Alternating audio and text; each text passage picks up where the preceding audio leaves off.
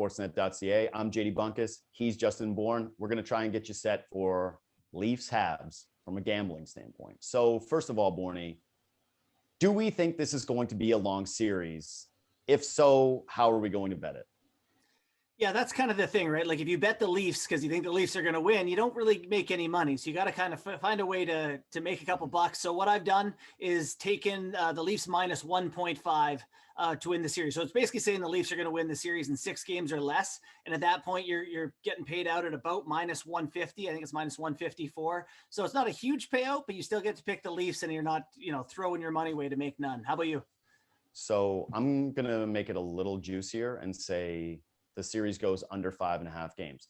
And this doesn't necessarily mean that it has to be Toronto. This can just be anybody, which if you're a Montreal Canadiens fan, you think Toronto's overhyped and they've got ghosts, then you can still win too. But I think it's a one-sided affair. I think that the Leafs are a deeper team, a more talented team, and a more stable team right now that has better coaching. And so when I look at that in conjunction with 7-2-1 in a regular season and the state of Carey Price right now, I think that it's very likely Toronto could wrap this thing up in 5 games. If you take the series total under 5.5 games right now, which I know is a little risky sounding and a little bold for Leafs fans, it's plus 120.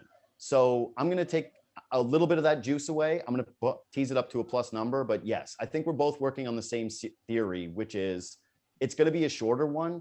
And Toronto has a pretty steep advantage here. So with that in mind, let's talk some player props, because the natural thought process behind it would be, well, if you guys like a short amount of games, then it means that you don't like any overs, which I don't think is the case for either of us. No, like for me, I really like to bet overs on numbers where you get a nice flat line, like 2 goals or 3 goals, as opposed to 2.5, 3.5, because I like the insurance of pushing. It's a little bit cowardly, which I know you like as well. Sure. Yeah. So on the Leafs side, I think a guy like Willie Nylander, his number is plus 120 to score more than 2 goals. I like his odds of getting 2 goals. That's kind of where I see him throughout the series. If he has a good series, I can get paid on that. If he hits my number, I get my money back. If he only scores 1, it's a disappointment and I deserve to lose the bet. So I tend to look for numbers that are flat rather than the 0.5s. Yeah, you get to bandwagon with all the internet Nylander fans. You want to be a part of the game. Neanderthal, put it on my back. I love it. You want to be a Neanderthal. So I think it's really interesting that Cole Caufield, his total is 2 goals. And it's, again, that flat number that you talked about at plus 130. He's not even playing in game 1. So I think if you're doing anything, you're betting the under. But why I find this interesting is because Nick Suzuki, his goal total is over 1.5 at plus 130. To me, he's one of the scariest guys on Montreal. Like if I'm just looking at this from who's the big game player already? That guy already proved it last year. That guy's proved it in junior. He's a good goal scorer. He's just the type of guy who I think shows up in these games. So if there's someone from Montreal's standpoint, I just look at the guy who's done it already and who has a goal scoring track record all the way back through junior.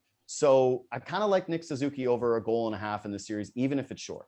Yeah, you can hit him for points too. His number is 4 points even. So you can kind of do my cowardly thing where if he gets to 4, you're push and then you're playing with house money. And he's plus at that too. And he's going to be a guy who's on the power play for them. Like if there's a Montreal push in this series, Nick Suzuki is going to be a part of it. So 4 points as an over bet I like for him.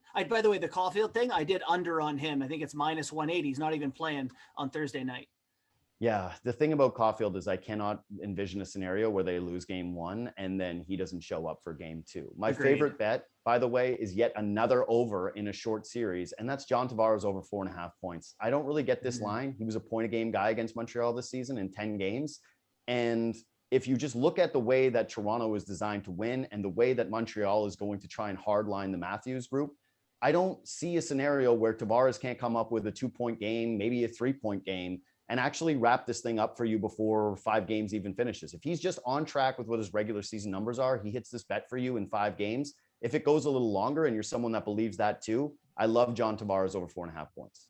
Yeah, and even looking at like the length of series we're talking about, if it is 5 or 6 games, imagine picking through the box scores after the series and seeing that Brendan Gallagher doesn't get 2 goals. He's getting 2 goals. Like for me, he's a pretty easy bet. He pays plus 130 and 2 is a nice even line there too. So I'm insured against that one too. So Gallagher as an over is another Montreal one I like. Justin Bourne, a man who loves a push, just keeps his money, has a bet, doesn't lose. That's reflected in my gambling bank account. Absolutely. I am your safe choice. Absolutely. Okay, this is Picks in Deep. Again, we're going to be doing this a couple of times a week. So follow, subscribe, review.